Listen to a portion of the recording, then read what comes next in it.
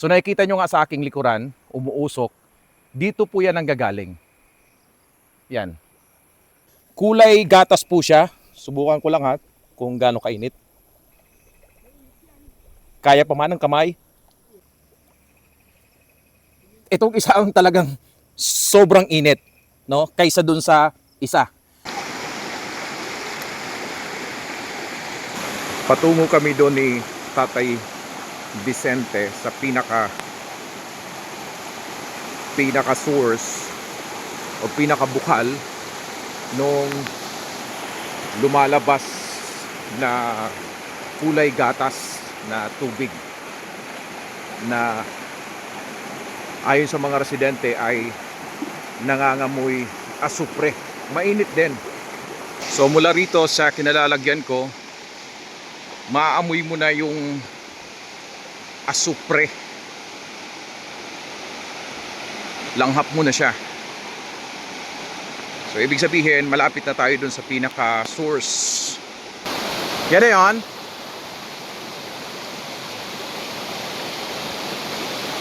Okay, so dito na siya nanggaling. Yan na yun. Sige, sige, pwede rin. So yan yun.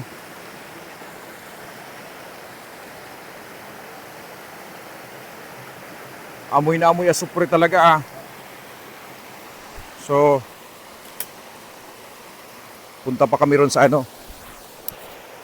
So ito yung ano, yung bumubuhos papunta dun sa ilog.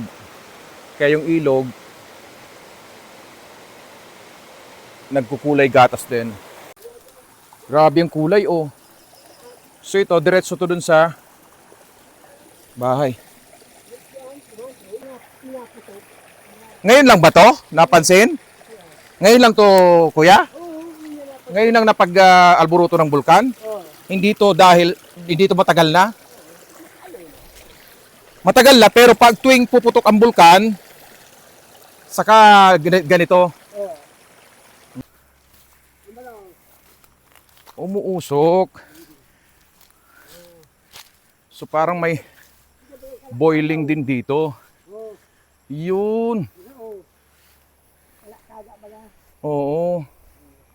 So bumubuhos din to dun sa ilog. Oo. Oo. Diretso dun sa ilog. So ito pala yon. Nandito ako sa barangay Balabagon ng bayan ng Maanito, Albay. Actually, mga nasa 50 kilometro yung distansya nito mula sa Legazpi City. Paikot ng Albay Golf, no? Pero kung Albay Golf kami dadaan, parang mas malapit kasi. Umikot lang talaga kami ng kabundukan. Narito ako kasi meron pong isang kakatwang pangyayari na ikinagulat at ikinapangamba ng ilang mga residente matapos na mag-alboruto ang Bulkang Mayon. So nakikita nyo nga sa aking likuran, umuusok, dito po yan ang gagaling. Yan. Kulay gatas po siya. Subukan ko lang ha kung gaano kainit. Kaya pa man ng kamay. Kaya pa, yun. So, dito yan, pero sabi daw, mas lumalakas pang bulwak nito pagka nag-aalburuto rin ang Bulkang Mayon. So, ito yung pangalawang pool. Yan po. At dito yan, bubuhos. Yan. Kita nyo? Diretso po yan doon sa ilog ng Barangay Balabagon. So, Tay, base po sa inyong karanasan, Tay, eto talagang lumalakas ito pagka nag-aalburuto rin ng bulkan? Iyo. Nagpuputok mo na. Ituron mo na. Ilang taon na kayo, Tay? 70 na. Mga 70. Tapos sa obserbasyon mo sa 70 years mo na yan dito sa pagtira sa barangay ninyo. Ano po ang napag-obserbahan nyo? Yung yan na nagbulos talaga yun. Ang panahon, wala dahil nagbulos ang panahon. Ngunyan, nagbulos na dyan. Balabagon. Asupre, makaraot sa tao. Hindi ba kayo natatakot, Tay? Dahil man takot. So nung ginawa, pag ganito na bumubuo siya sa ilog ninyo, Anong ginagawa niyong mga magkakabarangay? Dahil naman kami nagkarigos dyan, tabaan makaraot. Mm. How about yung mga alaga nyo na kalabaw? Karabaw. Dahil man, pambir naman dyan may karabaw. Okay. Dahil, So ito yung pinaka-source niya. Doon sa kabila, meron pa doon. Papakita ko rin sa inyo. Guwapa. Diretso na po yun ng ilog. At ito rin, diretso rin po ito ng ilog. No? Itong bumubulwak or kumukulo na tubig na ito mula sa ilalim.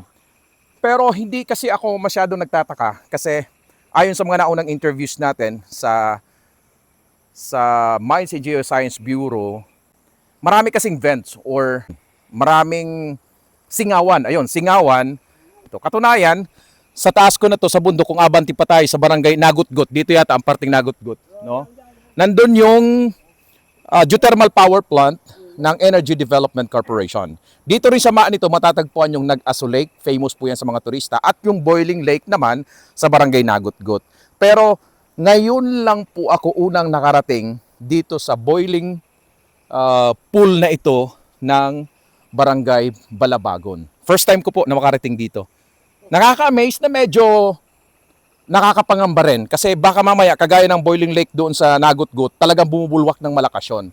So kung bumulwak ito at tayo ay tamaan dito, baka malapnos po tayo. Pero inawakan ko na kanina, hindi pa naman talaga sa ganun kainit. Pero mausok, tingnan nyo. Sabi ni tatay, tama ba? Bumubulwak ito pag minsan, malakas ang bulwak nito. Yo. Mga gaano kataas? Turon man ito. Ha? Mga gaano? Turon man an kasi. Okay. Nagpuputok man Pumuputok. Oh, yun. So, kailan nangyayari yun, napagputok niyan? Yun na pagkuhan kan mayon. Pero dati nagputok talaga pag kaninot pa. Mm-mm. Na nagtugas mayon. Okay, Dati sige. nagbulwak talaga. Okay. Pinabulwas talaga dyan. Okay, so yan po ha, yan po yung isa sa mga sources nito kaya nagkukulay gatas yung ilog ng barangay Balabagon. Iyo, yan pa pala hindi ko nakita ano. Oo. Ay, oo nga pala, meron pa pala rito. Puputok yan.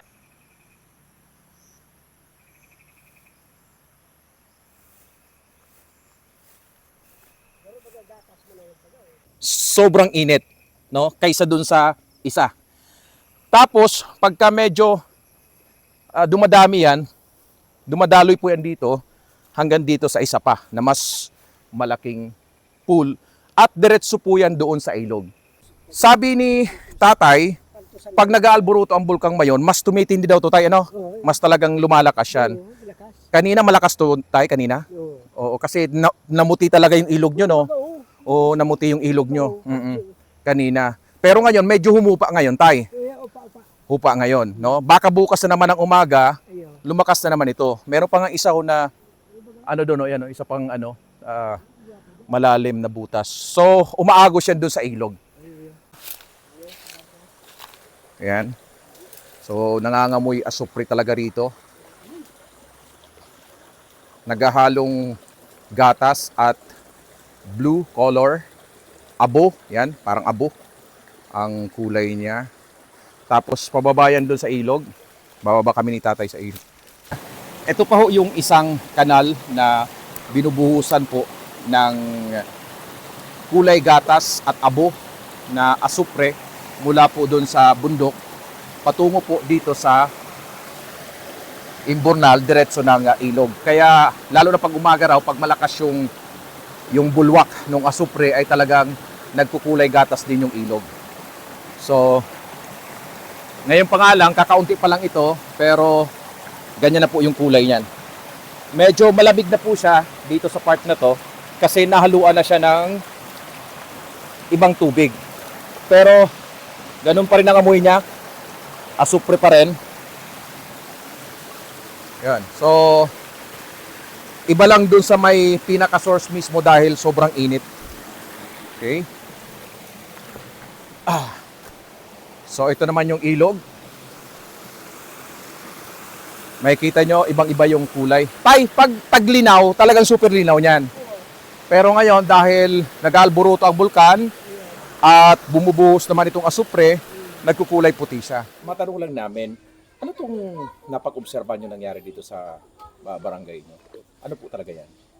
Bali, wala naman kaming masyadong kuhan dahil ang doon ako nga, baka yung white clay lang na galaw dyan sa taas.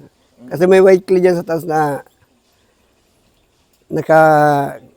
malapit lang dyan sa kuhan, Nasa bundok mismo. bundok ko. Pero hindi siya ganun kalala. Hindi, ngayon lang nangyari yan. Kaya medyo nagtaka yung mga kuhan ko dito, bakit nagkaganyan na yan. Hindi ba ang pangamba nyo ay dahil sa mayon? Siguro, pero report namin yan sa Minro. Sila na lang sa national kung anong pwedeng kuhan dyan para mapag-aralan. Pero in the meantime, ano na po muna ang ginawa nyo? Ano muna ang abiso nyo sa mga residente?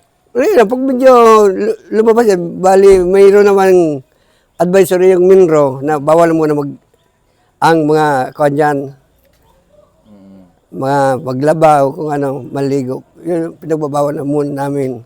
Upang mabigyan ng linaw, kinausap rin namin si Dr. Paul Alanis ng Feedbox at kanyang nilinaw na hindi po ito konektado sa Bulkang Mayon. Ang lugar daw po kasing ito ay sakop ng Pokdol Mountains kung saan may mga inactive volcanoes. Kaya nga, dinidevelop dito ang geothermal power plants, merong boiling lake, merong Nag-Aso Lake dahil nga raw ito ay nasa inactive volcano. Malayo raw ang Mayon para maapektuhan nito ang mga aktibidad sa bahagi ng Manito Albay. So ayan mga kapamilya, pababa na po kami mula roon sa pinaka-source ng asupre at binabaybay na namin itong dike sa gilid po ng ilog. Makikita nyo yung ilog, yung kulay niya parang abo pa rin. Mga 15 minuto rin yung paglalakad namin pababa. So paggabi na, pauwi na po kami. Maraming salamat sa inyong pagtutok. Vince Villar,